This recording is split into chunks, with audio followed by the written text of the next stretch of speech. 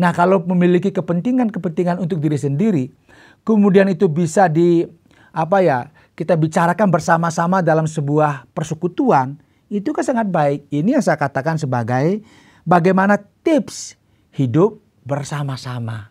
Tetapi ingatlah, kita tidak hanya mencapai tujuan-tujuan kita, tetapi bagaimana merawat kebersamaan itu. Ini yang sangat sulit, saudara. Yang namanya sehati, kita berjuang bersama-sama. Kemudian ditambahkan lagi sepikir, tambah ruwet ya. Bagaimana pikiran kita yang berbeda-beda bisa disatukan. Ini yang saya katakan, kita harus belajar yang namanya merawat kebersamaan. Jadi sehati sepikir itu harus dirawat dengan satu kasih, satu jiwa, satu tujuan. Jadi kasih menjadi dasar. Bukan kepentingan-kepentingan pribadi bahwa kita hadir di sana. Ini semata-mata didasarkan karena kita satu dengan yang lainnya harus saling mengasihi. Kerendahan hati itu bicara mengenai bagaimana saya juga menopang yang lainnya. Bagaimana juga saya berpikir tentang orang di sekitar kita. Bukan hanya berpikir tentang kepentingan saya sendiri. Jika demikian, maka kebersamaan itu lambat laun akan menjadi retak juga.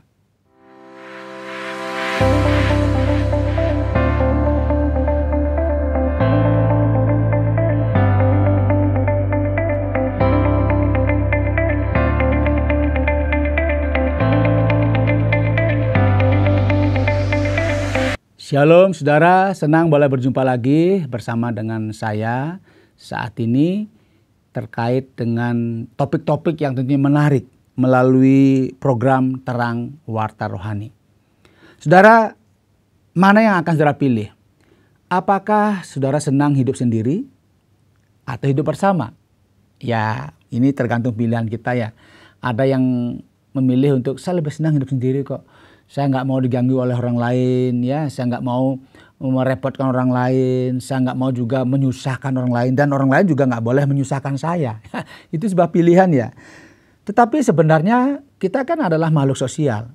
Karena makhluk sosial, maka mau tidak mau ya, suka tidak suka, orang itu pasti akan mencari teman. Entahkah dia memiliki teman cuma satu orang saja seumur hidupnya, atau mungkin juga 2 orang, nggak masalah. Yang namanya makhluk sosial pasti ada keinginan untuk dia hidup bersama. Nah, kalau bicara mengenai hidup bersama, ini bicara mengenai sesuatu yang akan kita capai bersama. Nggak mungkin orang hidup bersama, kemudian dia bersama-sama entahkah itu di gereja, ya, entahkah dia berkeluarga, atau dalam keluarga, atau dalam sebuah perkumpulan. Ini sekarang banyak kan ya paguyuban begitu ya. Ada paguyuban ojek online gitu ya. Ada paguyuban pemancing ya, banyak. Ada paguyuban orang yang suka suka naik gunung. Itu ada banyak perkumpulan-perkumpulan. Pasti memiliki tujuan yang sama. Mereka akan memiliki cita-cita bersama, ingin selalu saling mendukung satu dengan yang lainnya dengan kegiatan yang sama begitu ya. Nah, kebersamaan yang ada di tengah-tengah masyarakat itu kadang-kadang bisa menjadi perpecahan, bisa menjadi masalah ketika kita tidak bisa merawat kebersamaan kita. Itu juga bisa terjadi di tengah-tengah perkumpulan agama seperti gereja atau hidup bersama sebagai keluarga. Bukankah banyak keluarga yang kadang-kadang pada akhirnya terpecah belah ya. Mereka bersaudara tetapi mereka nggak saling kenal. Karena memang kadang-kadang kita tidak belajar bagaimana merawat kebersamaan. Banyak persekutuan-persekutuan Kristen menjadi pecah karena tidak pernah belajar bagaimana merawat kebersamaan. Ya, kita hanya belajar bagaimana mencapai sesuatu. Tetapi nggak belajar bagaimana merawat kebersamaan ini. Kalau kebersamaan kita nggak bisa dirawat, memang kita ada bersama-sama saudara. Tetapi kita bisa nggak bersama-sama. Karena kita saling sikut ya. Kemudian kita saling melukai ya. Karena masing-masing namanya manusia. Ketika hidup bersama-sama.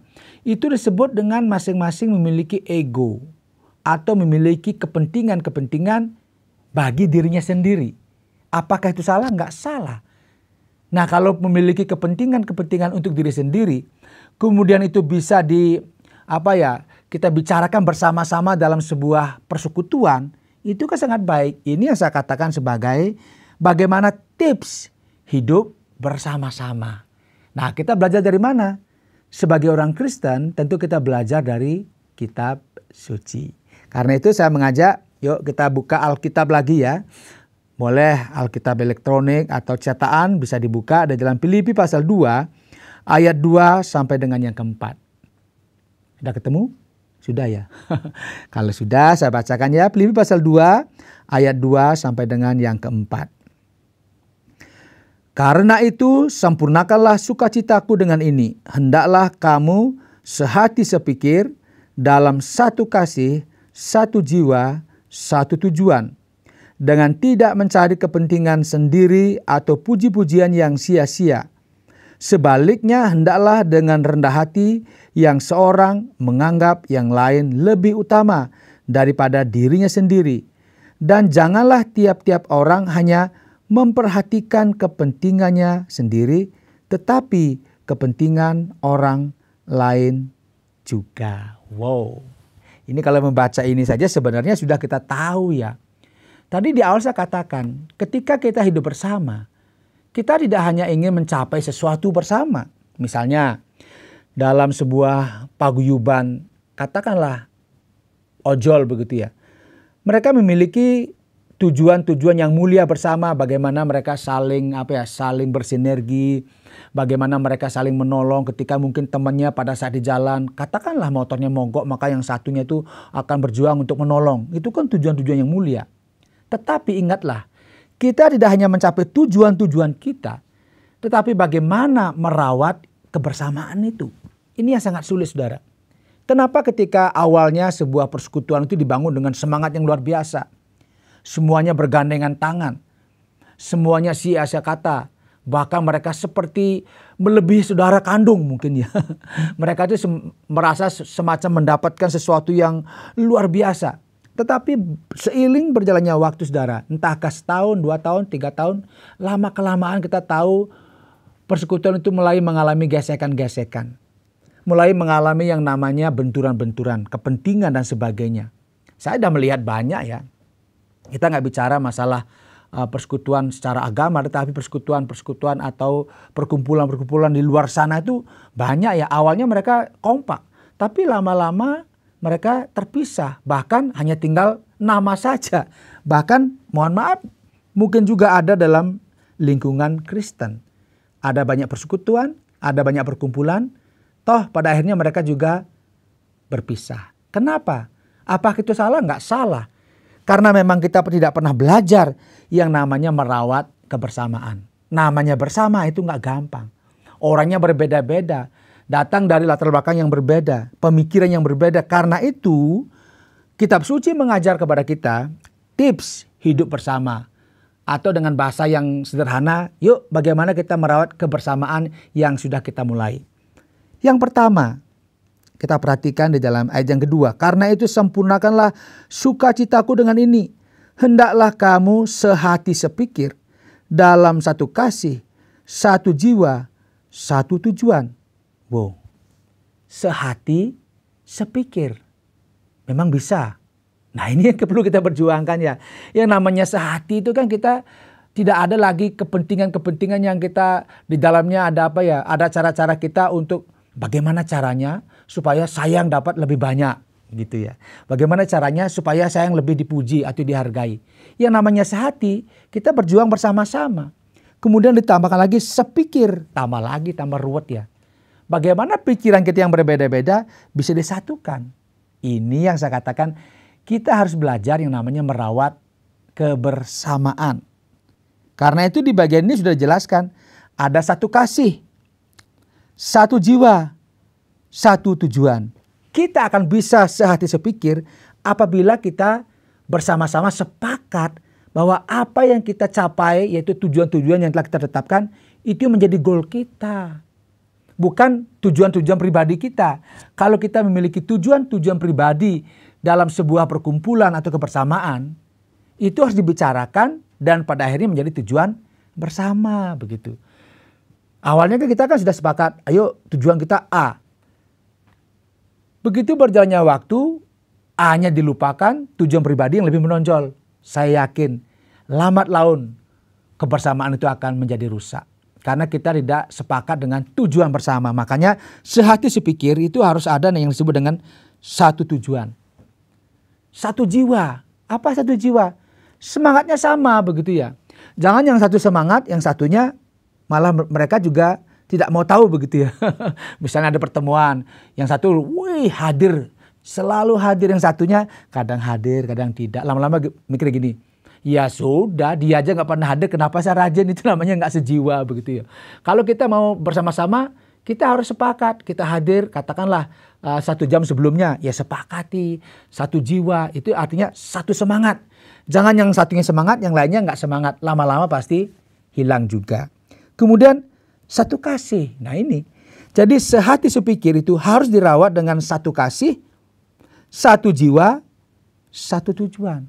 Jadi kasih menjadi dasar, bukan kepentingan-kepentingan pribadi bahwa kita hadir di sana. Ini semata-mata didasarkan karena kita satu dengan yang lainnya harus saling mengasihi. Ibarat berlari begitu ya. Kalau kita mau bersama-sama ya, kalau kita kencang, lari kencang begitu ya. Kita juga harus memiliki kasih. Ada teman kita nggak bisa lari kencang. Kita harus memperlambat lari kita begitu ya. Bukan berarti wah ini nggak kencang, dah ikut saja. Loh katanya bersama-sama. Kalau bersama-sama tidak semua bisa orang itu lari dengan cepat. Karena itu yang cepat jangan terlalu cepat. Lihat juga yang tidak bisa cepat biar kita bersama-sama. Bahkan kan ada itu ya. Dia berlomba begitu ketika lihat ada saudaranya dia jatuh. Malah dia membantu saudaranya. Bagi dia bukan masalah juaranya, tetapi bagaimana bersama-samanya. Karena mereka bersaudara. Nah ini yang saya katakan, tidak hanya tujuan yang dicapai, tetapi bagaimana kita memiliki semangat atau jiwa yang selalu ingin bersama-sama. Itu yang pertama. Bagaimana cara merawat kebersamaan? Yuk mari kita sehati sepikir. Kemudian yang kedua, ini yang sangat sulit ya. Saya bacakan ya. Dengan tidak mencari kepentingan sendiri atau puji-pujian yang sia-sia. Sebaliknya hendaklah dengan rendah hati yang seorang menganggap yang lain lebih utama daripada dirinya sendiri. Dengan rendah hati. Kalau hidup bersama-sama ya, kalau satu aja orang yang pingin menonjol, itu pasti ambruk persekutuan itu. Karena yang lain juga merasa, kok dia saja, kok saya nggak pernah diajak begitu ya. Lama-lama persekutuan itu menjadi hilang juga, menjadi pudar saja. Ketika orang mulai mencari puji-puji yang sia-sia. Ketika orang mulai menonjolkan kepentingan diri sendiri. Dan di dalamnya tidak ada kerendahan hati. Kerendahan hati itu bicara mengenai bagaimana saya juga menopang yang lainnya. Bagaimana juga saya berpikir tentang orang di sekitar kita. Bukan hanya berpikir tentang kepentingan saya sendiri. Jika demikian, maka kebersamaan itu lambat laun akan menjadi retak juga. Kemudian yang ketiga, ayat yang keempat. Dan janganlah tiap-tiap orang hanya memperhatikan kepentingannya sendiri, tetapi kepentingan orang lain juga. Mungkin tadi saya pernah singgung ya, apakah kita nggak boleh memiliki kepentingan? Ya boleh. Bukan berarti ketika kita masuk ke persamaan kita nggak boleh punya kepentingan. Tidak, kita punya pendapat, ya, kita punya kepentingan, kita punya goal-goal, tidak apa-apa. Tetapi ingat juga dikatakan di sini kepentingan orang lain juga begitu ya. Artinya ketika hidup bersama-sama, saya punya kepentingan, kita bicarakan bersama-sama untuk kepentingan bersama-sama. Sehingga kita bicara bukan hanya aku atau saya, tapi bicara mengenai kita. Nah, kalau sudah di dalam sebuah kebersamaan saya, aku, itu lama-lama boleh dipraktekkan ya. Itu lama-lama kebersamaan itu akan luntur. Dia ada bersama-sama, lama-lama sudah mulai tidak ada semangat yang bersama. Sehingga ada namanya, ya, ada perkumpulannya, tetapi orang-orangnya sudah mencar kemana-mana. Karena itu bagaimana tips hidup bersama-sama? Itu yang pertama tadi apa? Sehati sepikir. Yang kedua, kita harus mendasarkan hidup bersama-sama itu dengan kerendahan hati, dengan tidak semata-mata untuk kepentingan diri sendiri, tetapi kepentingan orang lain juga. Dan yang ketiga, jadikan orang lain itu utama. Jadi berusaha untuk mengutamakan orang lain. Apakah Apakah kita nggak boleh memikirkan diri kita? Boleh. Kita juga memikirkan kepentingan orang lain. Sehingga ketika kita hidup bersama-sama, kalau kita bisa merawatnya dengan 3 cara ini, saya percaya bahwa kebersamaan itu pasti ada masalah ya. Tetapi dia akan tetap ada. Semasih kita mau hidup bersama-sama dengan prinsip-prinsip yang diajarkan oleh Alkitab, sehati sepikir, rendah hati, dan menjadikan orang lain lebih utama. Kiranya melalui pelajaran ini kita diberkati menjadi orang Kristen yang boleh bersaksi bagi orang lain, secara khusus bagaimana kita hidup bersama dan merawat kebersamaan ini. Sampai jumpa dalam program selanjutnya atau pelajaran selanjutnya dalam program Terang Warta Rohani. Tuhan memberkati kita semua. Terima kasih Anda sudah mengikuti program kami. Jika Anda diberkati, jangan lupa like, komen, dan share supaya Anda tidak ketinggalan setiap program terbaru kami. Jangan lupa juga untuk subscribe channelnya dan nyalakan loncengnya. Jika Anda ingin mendukung pelayanan kami, bisa melalui rekening kami berikut ini atau menghubungi kami di sini.